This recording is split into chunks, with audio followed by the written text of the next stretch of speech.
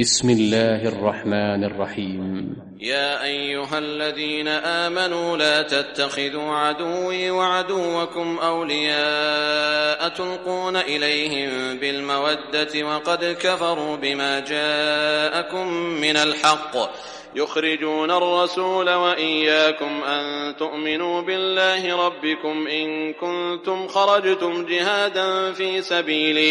إن كنتم خرجتم جهادا في سبيلي وابتغاء مرضاتي تسرون إليهم بالمودة وأنا أعلم بما أخفيتم وما أعلنتم ومن يفعله منكم فقد ضل سواء السبيل إن يثقفوكم يكونوا لكم أعداء ويبسطوا إليكم أيديهم وألسنتهم بالسوء وودوا لو تكفرون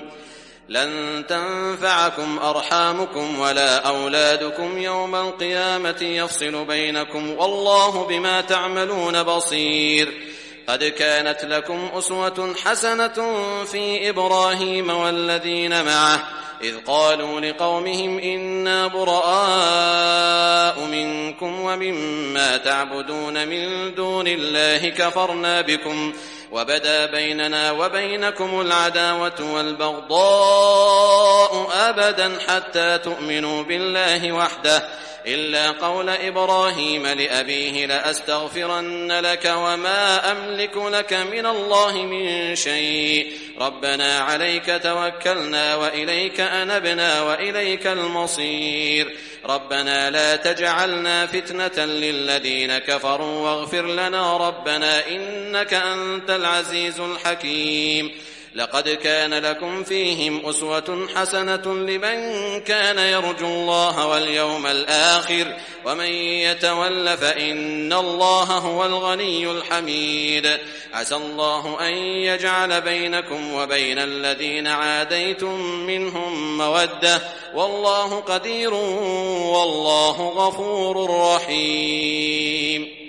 لا ينهاكم الله عن الذين لم يقاتلوكم في الدين ولم يخرجوكم من دياركم أن تبروهم وتقسطوا إليهم إن الله يحب المقسطين إنما ينهاكم الله عن الذين قاتلوكم في الدين وأخرجوكم من دياركم وظاهروا على إخراجكم أن تولوهم ومن يتولهم فأولئك هم الظالمون يا أيها الذين آمنوا إذا جاءكم المؤمنات مهاجرات فامتحنوهن الله أعلم بإيمانهن فإن علمتموهن مؤمنات